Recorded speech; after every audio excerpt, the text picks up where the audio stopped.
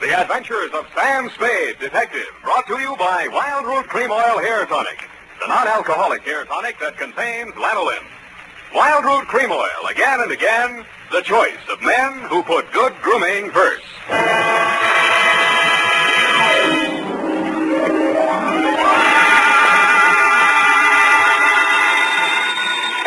Sam Spade Detective Agency. C'est moi, sweetheart. Oh, Sam, how did it go? Well, it wasn't exactly a 10-in-1 outfit. More of a mud show, dog and pony type, rag front. Sam, what are you talking about? Hmm? And by the way, where were you last night? I missed the last bus in from the Cow Palace, so I had to do a star pitch. Connie talking. Oh, if you think I'm going to ask what a star pitch is, you're mistaken. What were you doing at the Cow Palace? Oh, just fooling around. Oh. Sam? Yes? Sam? Yes? Sam, You ask too many questions. Sweetheart, in the patois of the carnival, I'll be right down to pitch my spiel my pitch, and make with a canvas on the Bluebeard caper.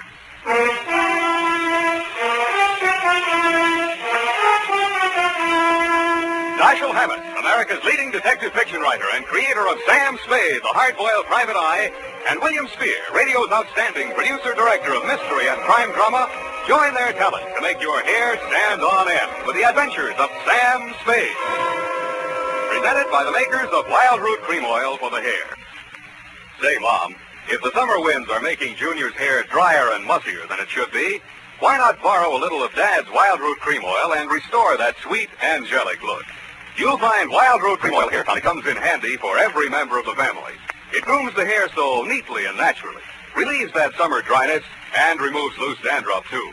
Better check on your supply right now. If it's running low, then tonight or tomorrow, first thing, get Wild Root Cream Oil hair tonic. Again and again, the choice of men who put good grooming first. And now, with Howard Duff starring as Spade, Wild Root brings to the air the greatest private detective of them all in the adventures of Sam Spade.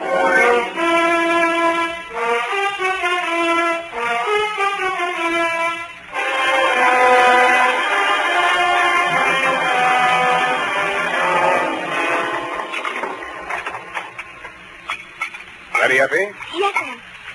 By the way, what is a star pitch? Oh, your clothes. You look as if you slept on the ground. Yeah, that's what it is. Date, August 8, 1948, to Detective Lieutenant Dundee, Homicide Detail, San Francisco Police. From Samuel Spade, license number 127596. Subject, the Bluebeard caper. I will not offer as an extenuating circumstance the fact that business is bad all over. But it is true that I've been sitting in my office for 4 hours and the phone had not rung once.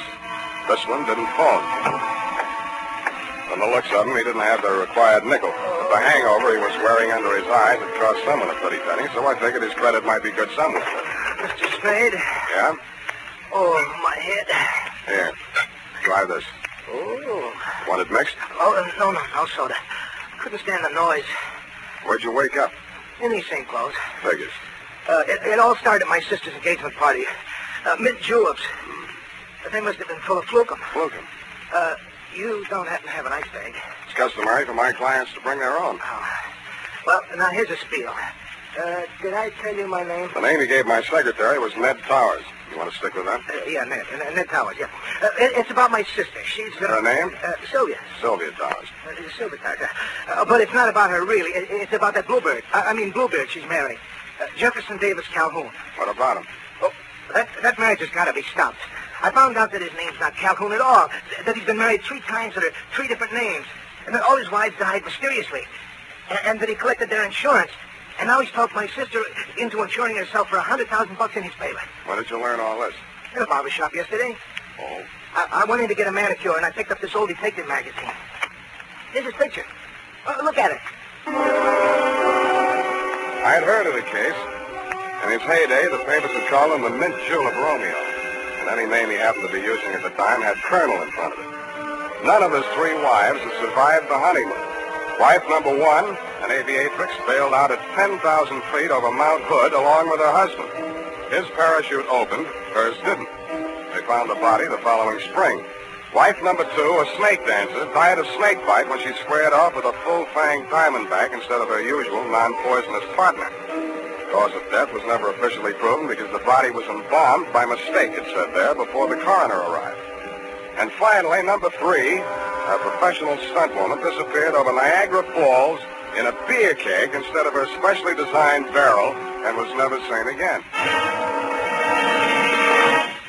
Well, Mr. Spade?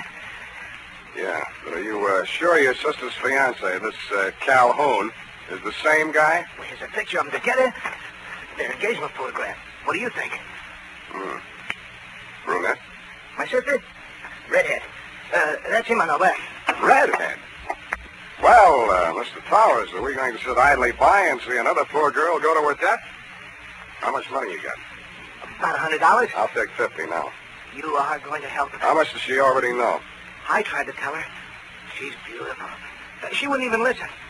I thought she might listen to you. I pray she will, Ned. I pray she will.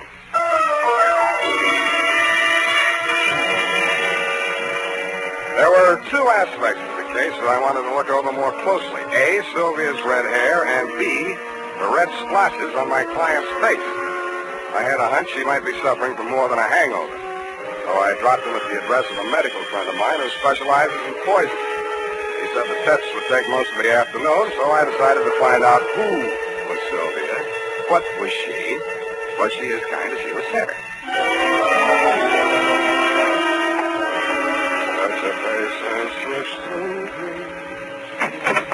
Yes? Yes. I beg your pardon. Miss Towers? Yes, I'm Sylvia Towers. Are you the florist? You're expecting maybe a detective? Come in. Thanks, I will. Well, as a matter of fact, I wasn't expecting a florist or anyone else. But I'm glad to see you. I really am. Huh? Sit down here. Oh, just relaxing. Oh, no, over here. Oh. Well, why not? There. Isn't this more cozy? Take your hat off. Oh. You'll have me believing you really are a detective. What do I look like? Well, I'll have to mull it over. Now, don't tell me. Let me dream. Like Sylvia, Miss Powers, I mean. Oh, Sylvia. I like the way you dress. Nice and casual. Oh, you do? But, you know, you really should wear a handkerchief. Hey. You're ticklish. Well, look, if you want to frisk me, get it over with. It's your apartment. You got a right to. Well, isn't this way nice? Sure, it's fine. It's just that, well, you know, I just didn't expect. Just didn't expect. Well, what do you want, a butterfly act? No, it's just that my feelings have hurt you. Haven't asked me who I am, or what I'm doing here, anything. Oh, I don't care. I like you. Is this how you got engaged to Calhoun? No, he was selling some phony stock certificates, so I bought a few. They were phony, so you bought a few. Figured. He'd had bad luck with marriage. It was the only way I could force the issue. You're forcing him into marrying you? Darling, don't be so critical. I did it very nicely. I'm sure you did, but why? Oh, I don't know. He's so courtly. A real Southern gentleman. How real? Hand me that cushion, darling. Oh. Oh, no, here, behind my head. Oh, that's better. Oh, don't go away. Why do you want to be number 4 on the Bluebeard parade? Oh, do you really think he did kill him? Oh, that's 1 of 2 theories. He either did or didn't.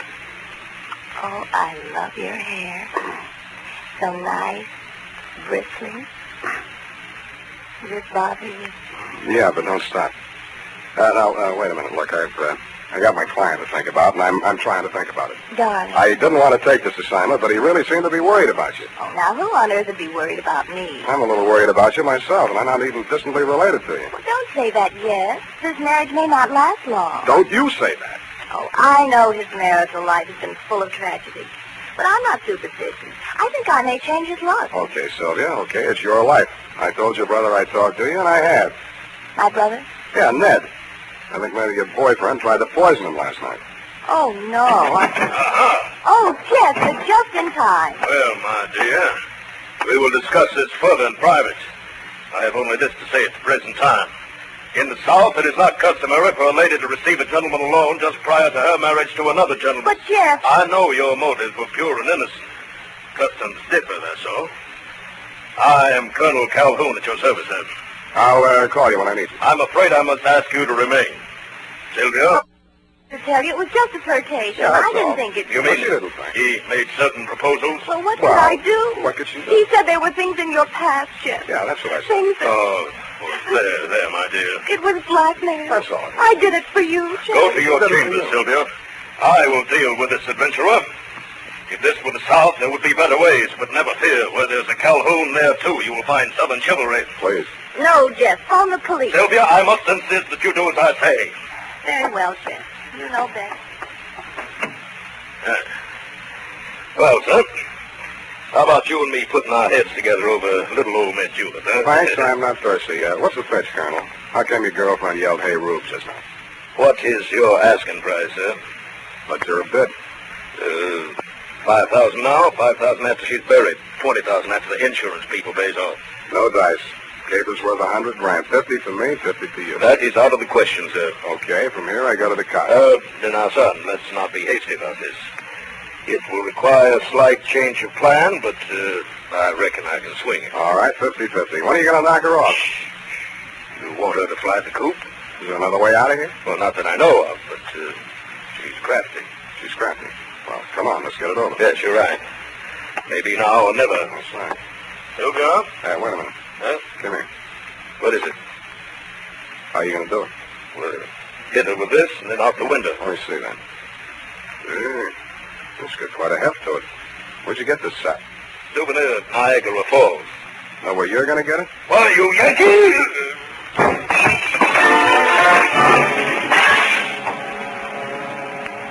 The souvenir of Niagara Falls was deadlier than I thought. The blow spun him around like a top, and he went down on the other side of the room, taking the bar and the mint julep ingredients along with him. I headed for the room Sylvia had disappeared into. But she had already disappeared out of it. I looked in the closets, the bathroom, under the bed, tapped the walls for secret panels, and then forced myself to look out the only possible exit, the open window. 10 stories, sheer drop to the street. 2 stories, sheer unclimbable masonry to the roof. Now get this, Dundee. No other exit, no horizontal ledges, drain pipes, niches, cornices, not even a helicopter landing. I asked myself, who is Sylvia? What is she?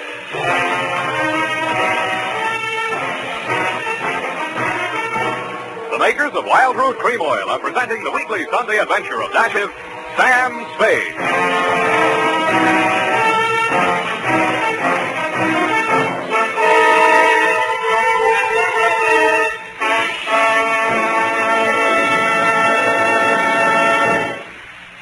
If you want the well-groomed look that helps you get ahead, socially and on the job, listen. Recently, thousands of people from coast to coast who bought Wild Root Cream Oil for the first time were asked, how does Wild Root Cream Oil compare with the hair tonic you previously used? Better than 4 out of 5 who replied said they preferred Wild Root Cream Oil. And no wonder. Wild Root Cream Oil grooms the hair neatly and naturally, relieves annoying dryness, and removes loose dandruff. What's more, non-alcoholic Wild Root Cream Oil is the only leading hair tonic that contains soothing lanolin. So ask for Wild Root Cream Oil Hair Tonic. Again and again, the choice of men who put good grooming first. By the way, smart girls use Wild Root Cream Oil too, and mothers say it's grand for training children's hair.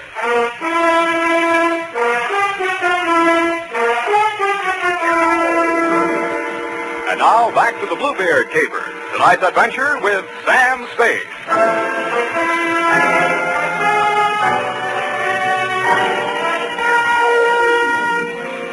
There was no use wasting any time trying to figure out how Sylvia had done whatever she had done to escape from that escape-proof room. There was nothing of interest in it but a diving helmet, deep sea type, and the current issue of Bluebeard, a magazine which records the movements of show people. Under carnivals and pet shows, an item was circled. Colonel Carlisle's Colossal Carnival and Pet Show, which was currently playing San Francisco out by the Cow Palace. That reminded me of the Colonel in the next room. I went in to hit him again, but somehow his not being there didn't surprise me a bit. What I found on the roof did surprise me a little. It was a rope and grappling hook, human fly type, which fitted with the circusy aspect the cable was beginning to take on. But I'd never have taken Sylvia for a stunt woman. I took a deep knee bend to get in condition for what lay ahead. slid down the banister to the top floor, somersaulted into an elevator, and rode it down to the lobby, no hand. Pausing only to acknowledge the applause of the scrub woman, I skated on over to the phone booth. Hold his hands like the night. Dr. Mandel's office. Bernie, Sam Spade. Oh, say, I'm glad you called, Sam. That patient you brought in here, Ned Coward? Yeah, what about him? Well, your hunch was right. There was enough poison in him to kill him twice. And that ain't all. He dead? No. Then what's all? Well, his stomach had enough foreign objects in it to keep all the newspapers in town in Monday morning feature stories for the rest of the year. What type foreign objects? Oh, glassware, spoons, hunting knives. Well, nothing valuable. Where'd you send him? Oh, he wasn't a hospital case, Sam. Enough poison to kill him twice, glassware, spoons, hunting knives, and not a hospital case, huh? The poison, he's developed an immunity. The other stuff, it's harmless. Harmless. Do you want me to send you the complete report? No. Forget it, Bernie. You've given me enough. Thanks.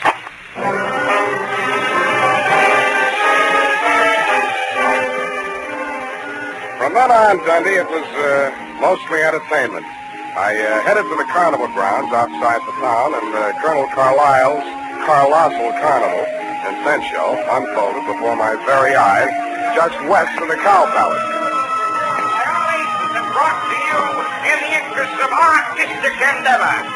Mademoiselle Mahala, the favorite dancing girl of the Sultan of Zanzibar, brought direct from the perfumed gardens of the Mystic Orient.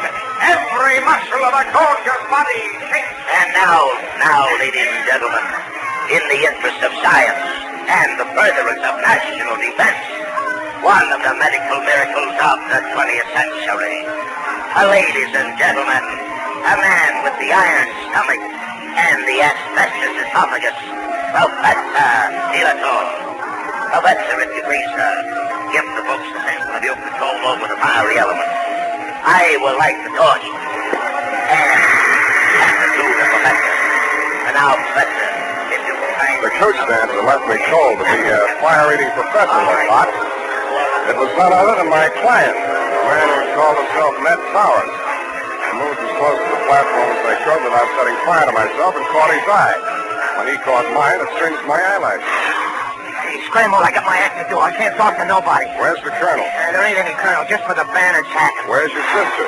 I ain't got no sister. And who is Sylvia? Hey, do me a favor, Shamus. Keep the 50 and forget the whole pitch. Now beat it, huh? Oh, I want to see the show. Okay, you paid for your ducking. Tear your eyes out if you want to. Okay, but you start squawking and drifting away. And ladies and gentlemen, that was only a sample. Why, he eats the stone and throws the beach away. And he uses powdered poison on his soft-boiled eggs. Now tell me, if you will, is there a doctor in the town? I drifted on down the midway. There was Puna, Nature Boy, Gilda and Hilda, the Siamese twins. There was Shorty, the fat man, and Fatty, the short man, a bearded lady, and several natural freaks of nature. At the very end, there was a big canvas enclosure. The act was called the Three Death-Defying Darlings. From the noise inside, I judged that to be an understatement.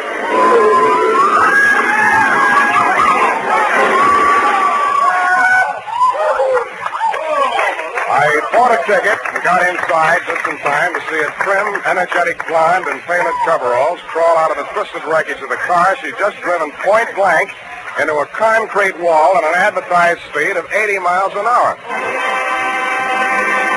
She took a bow, tripped lightly out of the ring, and a brunette about the same size and shape, wearing a costume consisting mainly of 3 live rattlesnakes, passed her coming in. I swear she did. I also swear that she danced so well I didn't even notice the snakes after I got used to it. Before the lead snake had taken his final bow and wriggled out of sight, a redhead in green coveralls appeared at the top of a 60-foot tower. She climbed into a barrel, and some stupid fool pushed her off. The tank she landed in was no more than 3 feet across and couldn't have had more than a foot of water in it. But she emerged from the splinters with her face wet and some of the greasy carnival-type makeup washed off. The red-headed branch of the death-defying darlings was, you guessed it, that miraculous escape artist, the one and only Sylvia. I was anxious to meet the rest of the act, so I vaulted over the canvas for their trail of rescue. There was a sinister buzzing sound at my ankles as I entered. I jumped out of the way just in time to miss getting bitten by one of the brunette's dancing partners, the Diamondback.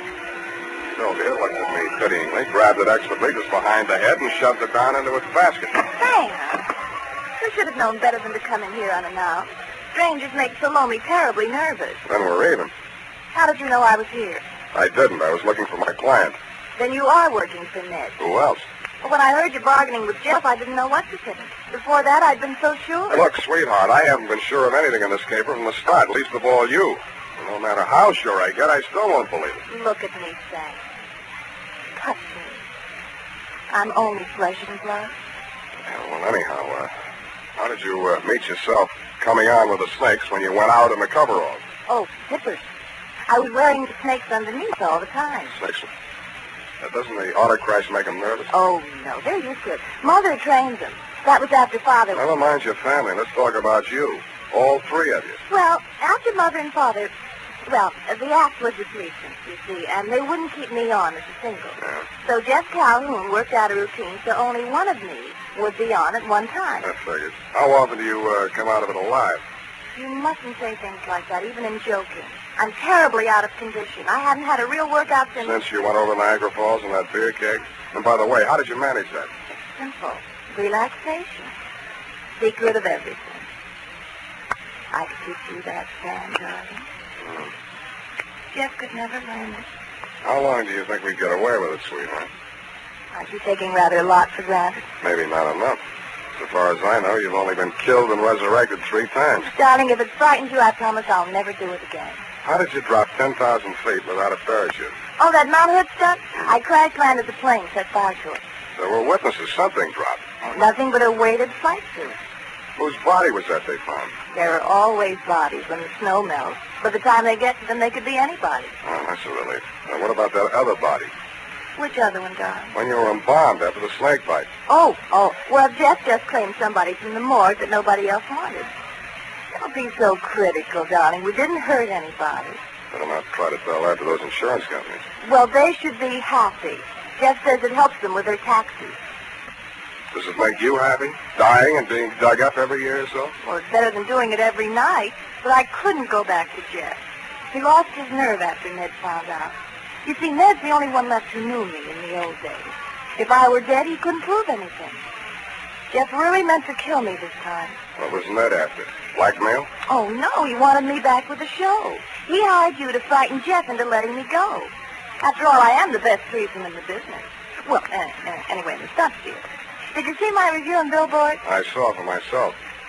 You know something? I was thinking. With all you know about crime... Don't say it. Darling, it's so easy, and we could have a honeymoon every time I came back and we got married again. Thanks for the offer, but if I get married, I want my wife to stay alive every night. But I wouldn't really be dead. Only legally, for the insurance. Only legally, Sam. Come here. Sam, darling.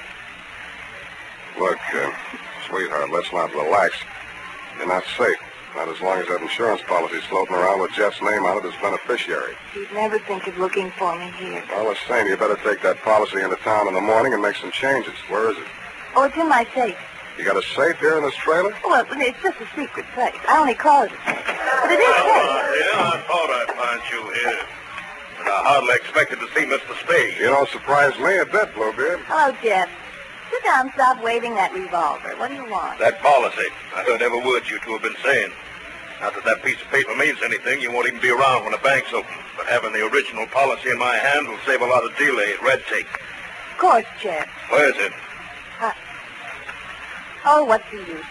It's in the basket, right by the side of your chair. Wait a minute. Don't move, Spade. If you do, I'll blast you. Listen to me. Don't raise Well, that this is your lid. safe. Still a child, aren't you, Sylvia? Don't do it, Calhoun. Don't do it.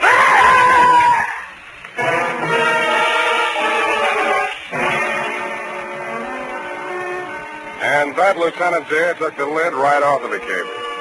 Due to my Boy Scout training, my split-second timing, and the fact that Salome's fang missed an artery by a 30th of an inch, I understand Calhoun will live long enough, which, as far as I'm concerned, is any length of time you care to name.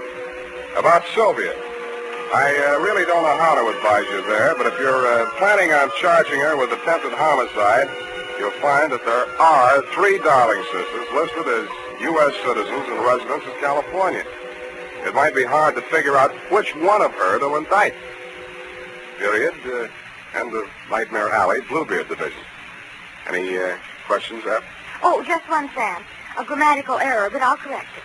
And just whom do you think you are to be correcting my grammar? Who, Sam? Nominative case. Nominal. Nominative, Sam. The most frequently used cases in English are nominative, accusative, and possessive.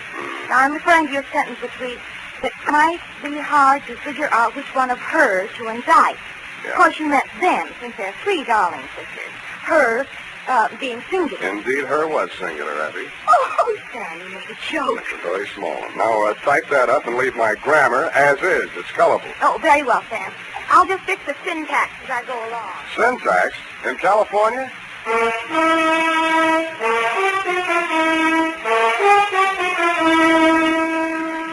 Say, are you looking for a hair tonic that will groom your hair neatly and naturally? Then you're looking for Wild Root Cream Oil. Want a hair tonic that relieves annoying dryness? Get Wild Root Cream Oil. Like a hair tonic that removes loose, ugly dandruff? The answer again is Wild Root Cream Oil, the famous hair tonic that gives you the big advantages men consider most important. Step up to your drug or toilet goods counter first chance you get and ask for Wild Root Cream Oil in the big economy bottle and the handy new tube that's easy to pack when you travel. Also, ask your barber for a professional application of Wild Root Cream Oil Hair Tonic.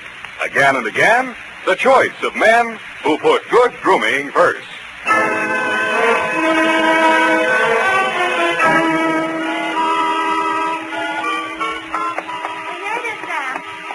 Right, she was only one girl, so I left it to her and made the correction back farther. Back where, The sentence Twinkle says prior. Twinkle Toes. You know, where you said 3 Darling sisters, I changed it to 1. That's impossible. It takes 2 to make a sister. That is not funny, Sam. Who's laughing? It's no laughing matter, Sam. After all, that Sylvia, or the Darling sister, whatever she... And I don't care if she can go over Niagara Falls in a barrel. Let's get it right. A beer cake. That's the only funny thing is you being taken in. After all, snake charmers of that type are a dime a dozen. All right, here's 20 cents. Phone up that place. What place? Where you get the red-headed snake charmers, 12 to 10 cents. Dime a dozen, Sam. It's a figment of speech. You can say that again, sweetheart. Penny to be 3 people, all with different hair, wearing snakes under a coverall. Well, No normal girl would do that, Sam. I don't know. Women do all kinds of work. Oh, Sam. Why can't I be an adventuress like some girls are? I wouldn't trade you for 30 cents worth of snake charmers. Oh, Sam. That's the nicest thing you ever said. Well, next to the nicest. Good night. Good night, Salome. Twinkle.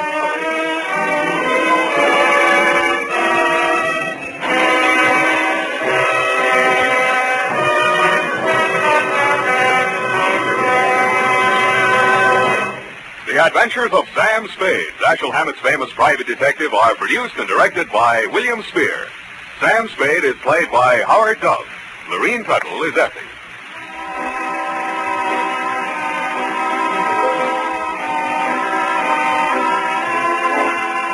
The Adventures of Sam Spade are written for radio by Bob Tolman and Gil Dowd, with musical direction by Lud Gluskin.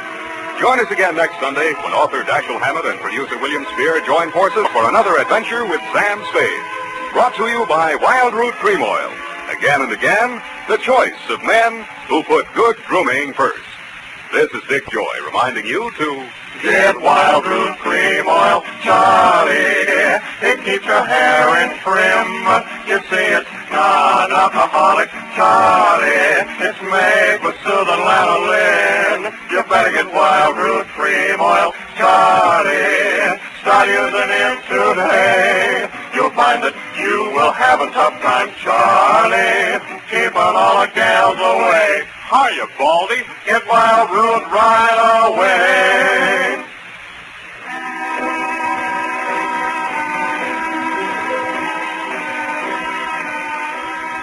This is CBS, the Columbia Broadcasting System.